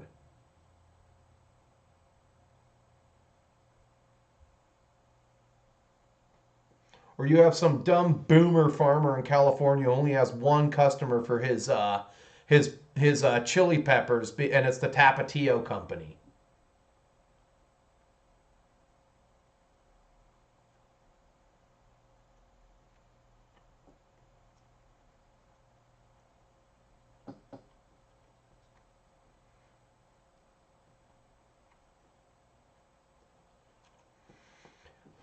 What's her name said it best? Ripley and Aliens said it best. I don't know which species is worse, Burke. You don't see them fucking each other for a goddamn percentage. All right, we grease this rat fuck son of a bitch right now.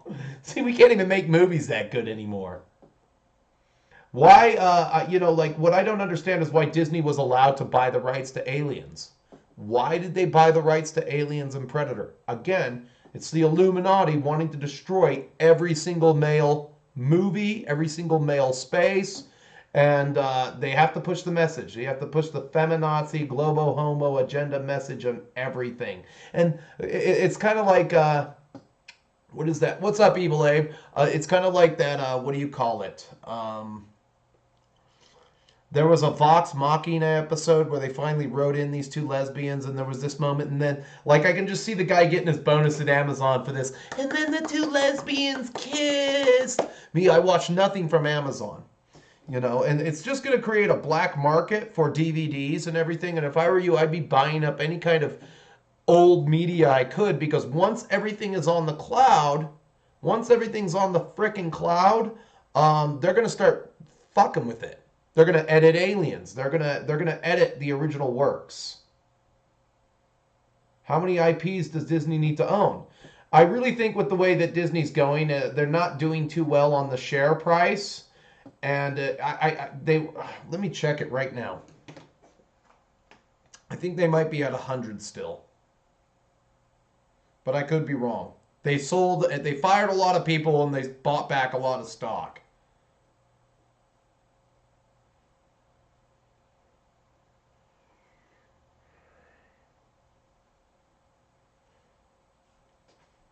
How are they close? Okay, they were below $100. They moved up $2. They're at $102.50. All right, and with the way they're like making content and everything sucks. Everything's just garbage. Ariel's black now, and I've noticed that Disney has a racial. They're racially insensitive towards Scottish and Irish people. They want to write them out of history with their red hair and everything, but. With the way at the rate they're going, they're only going. That could be their new high, 102 per share. With the way the S&P is going down steadily, it used to be at about 430. Now it's hovering around 416. It's called the stock losing support. All right. Now the S&P would be the ultimate buy, but I'm not going to buy it. I'm not going to buy something that costs $416 a share currently, from when I last checked on Friday, and doesn't give me at least $8 a share in dividends. It gives you a paltry like $1.17 in dividends. And the worst part about the S&P right now, it's weighted in tech when it should be weighted in commodities. Frickin' A.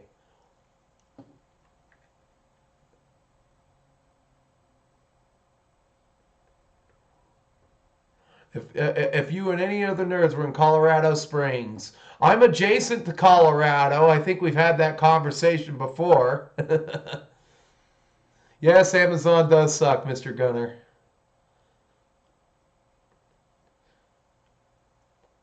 Yeah, they own the Muppets. Yeah, I don't know why they need to own the Muppets and they need to own stuff. I mean, I think what's going to happen is if their share price loses support for $100 a share, and let's say it goes down to $89 a share, Fox can come back, maybe, because they just fired Tucker Carlson. This is all business talk here. And I do follow the financial markets because I'm a boring white dude. During the week when I'm not doing this shit, I am a boring white dude watching Bloomberg and YouTube channels on investing and where's the market going to go next. It's something that happens when you get old. If they lose their support and let's say they go down to about 95 and then a year later they're about $91 a share and then they finally lose the support and go to 89. That's the key word. The key number there for Disney is $89 a share. And if Fox recovers after the firing of Tucker Carlson, which I don't think they will, Fox can come back and buy that stuff back. They can buy The Simpsons. They can buy Aliens and Predator and some of the Marvel rights back at less than what they paid for it to get it initially. And they can buy Star Wars back. And I think that might be the plan, is let the retards run with it, destroy it, and then buy it back at a discount. Which is good, clean business right there. That makes perfect sense from a business perspective. Oh, we're doing good. We're doing good.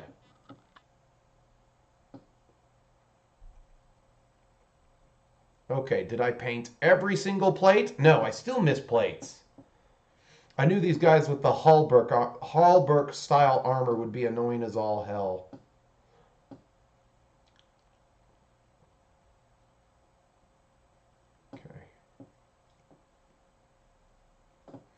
I kind of like the new format. I talk about something in the old world, and then I have to talk about something that strikes my funny bone for the week. All right, that's done. This guy will be a lot easier because guess what? Well, hold on. Let's just wipe this. Yeah, let's get this on and wipe this off. And we'll finish at least doing one thing, fixing that hoplite. Fixing both hoplites. They just need another coat of paint and a little bit of wash.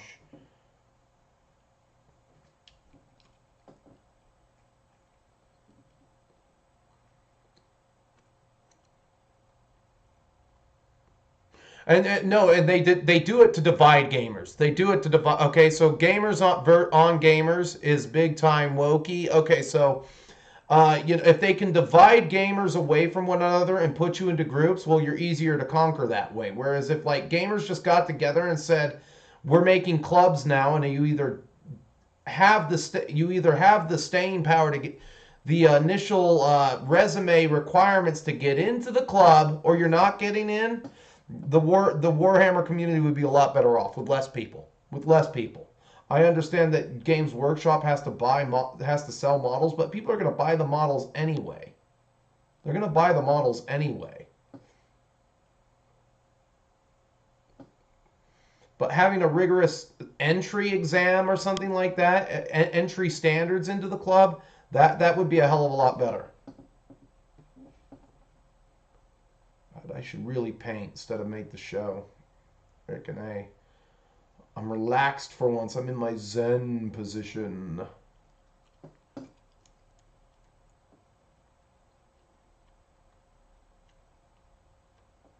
Yeah, I'm with you there on I only invest in dividend yielding stocks. Well, I try to only invest in stocks that, like, I know WTI is going to come back. I know UNG is going to come back. I just have to be patient. I just have to be patient and wait for them to try to stick it harder to Putin, brah. And then I have to wait for the BRICS nations to make their own currency, commodity exchanges. And that will literally screw over the West so freaking hard. I would be laughing my ass off if the euro collapsed the next day because of it. Because what are we basing our currency off of right now in the West? Well, debt, and we're still letting the money printers go burr because we got to pay for the welfare state. Well, we're going to be screwed sooner rather than later, you know. I mean, if we were to change the model and do what Singapore does, Singapore taxes you and forces you to save for three things, and they tax you for this. They force you to save for your own house, they force you to save for your own retirement, and they force you to save for your own medical expenses. And it works. But the only way you're getting into Singapore is if if you actually have, like, I think you have to have a balance of $1 million in your savings account in order to even, like, be able to immigrate into Singapore, because you absolutely need to prove you won't be a financial burden in any way. And I think you already have to speak Mandarin too. I think that's a requirement. I watch a lot of One Championship. You know. And they're based out of Singapore, and it's amazing how quickly that promotion has grown.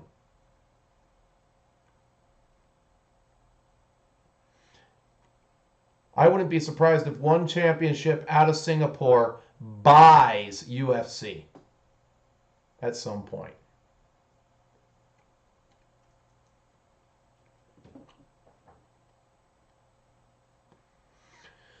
Yeah, well, Netflix is another company. I don't subscribe to Netflix anymore. Bleep Netflix. Everything is a message. I like when I was done with Castlevania the moment they rolled out the ugly lesbian vampires.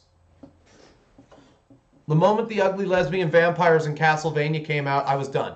I'm like, wow, none of we have one somewhat attractive cute vampire chick, and she's flat chested. Thank you. So there's been a war on pretty women forever. You know, I actually got a note on Instagram, a little thank you, just a thank you and a smile emoji from Bobby Jean Brown, the original cherry pie, because I watched a reel and nobody had made this comment. I wasn't even aware that I made this comment, and I said, "She's my cherry pie."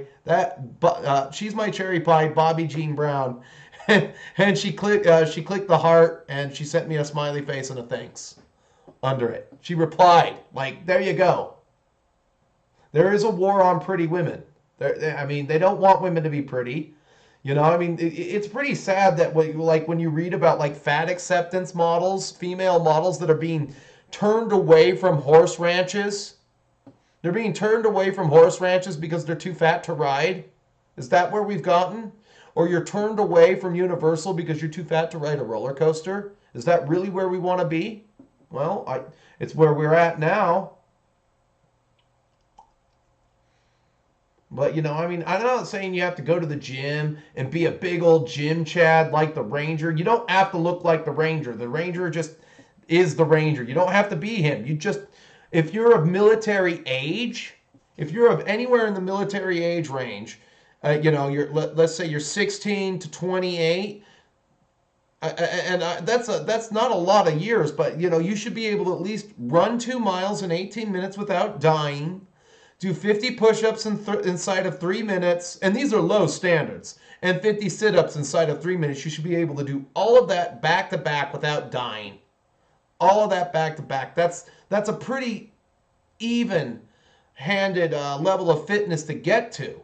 And your quality of life will be far better than just kind of sitting there being a pathetic, like, jiggle dude. Like, there were 2 guys that I saw this week on job sites. They were inspectors. And one of them was just kind of, like, amorphous. It was a dude, but, like, he was wearing woman's pants. He was he was a compaction tester. He was wearing woman's pants. And his legs, like, if you're looking down at him in a trench when he was bent over, putting the compactor in the ground, kind of had the curvature of a woman. Like, his testosterone was that low that he had lady curves. You know, the men of the West have been defeated mentally, spiritually, and physically for years. And it's a bad place to be. You know, and like I said, you don't need to be a big gym chad, but you should want to make a change in your life. You should want to be able to do certain things. You know, you don't want to be on your deathbed going, I should have climbed that frickin' mountain. For the love of God, why didn't I climb that mountain? You know, and just have a list of regrets. When I die, I want to have a list of, I did that, you know, of accomplishments. Yes, I climbed Mount Fuji. I did it in a day because I come from an elevation of 4,500 feet. And when I go up to my grandpa's cabin, I'm at 8,000 feet. I got up there like it was nobody's business. I made the walk. I made the walk in half the time. We actually have a mountain down. It's called Timpanogos. It's what do you call it? It's down there. It's actually taller than Mount Fuji. I could go and hike that if I wanted to, but I don't want to hike a mountain in my own state. I've seen all those my whole life. There's nothing special about them. All right. All right, let me catch up on some chat here. We're going to round up into the final few moments of this video here. No, Thailand is a monarchy. Singapore is, I think they're a republic. Don't quote me on that.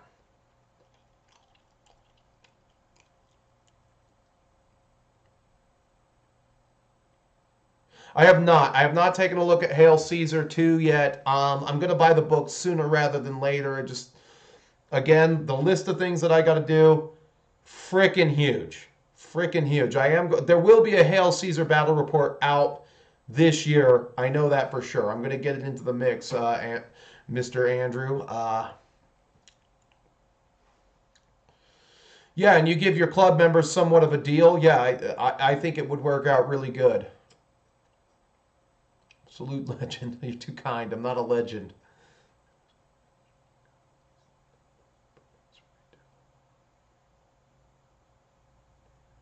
You had a man bun doing a remodel, whatever.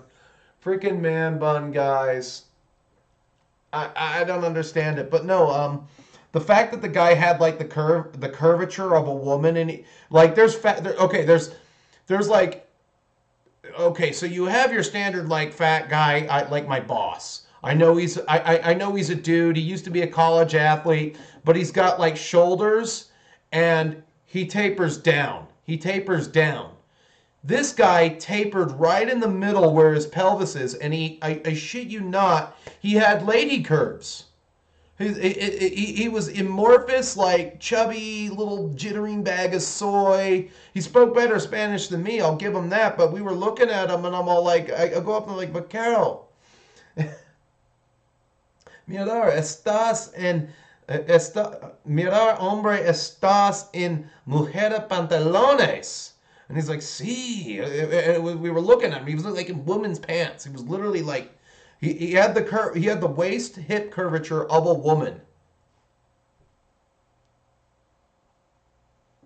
I live at about 4,500 feet.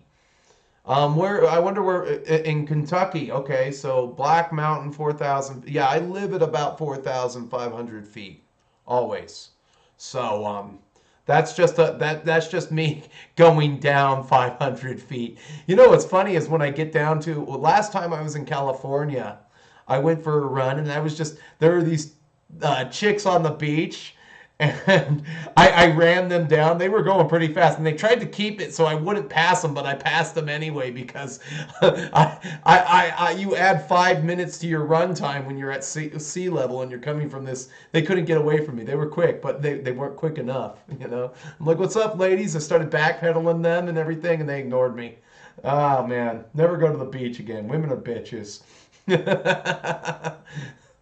I guess they couldn't I guess they were the fast runners out for the day or something like that.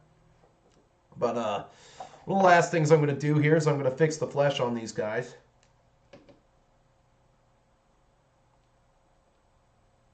Come on. Click, click, click, click, click. There we go.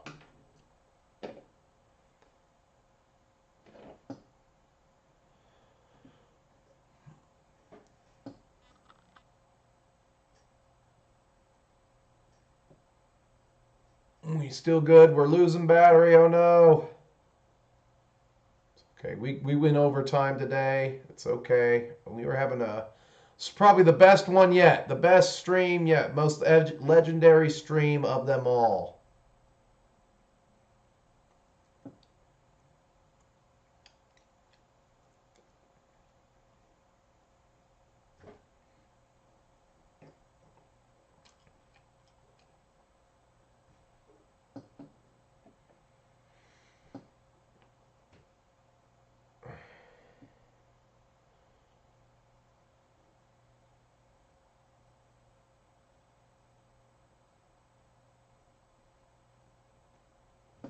It's going to look a little raw, but it's about all I can do for now.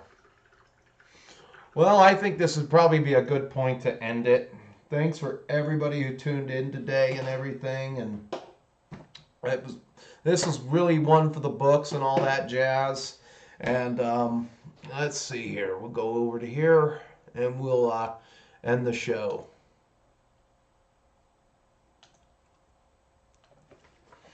All right, as you know, I want to thank all the patrons, John K., Andrew C., Lady Quickblood 35, Moonbad, Babas D., Craig B., Jimmy M., Drac Wizard, James C., Macy J., Tipsy Thomas, James B., Wallach, Jason G., Michael W., Cornite Care Bear, Olinius Pius, Road Dog, King of Salt, Tipper Sean, Orange Veteran, and Christian M., not to mention Celtic Miniatures.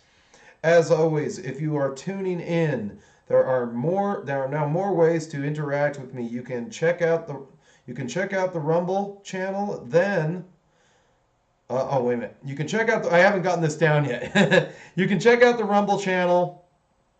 The now home of my group's 40K battle reports. You can check me out over on Patreon for less than what you spend on daily gas station morning fix. You can get access to exclusive content and merchandise. Patrons get their names shouted out at the beginning and end of every single live stream. You can DM me on Instagram, but always, as you know, YouTube has many features you can use to interact with me. You can like the video, dislike the video, comment, or subscribe. But until I see you again, don't forget to keep painting, keep playing, and stay metal, my friends, and we will see you in the next one. Until then, auf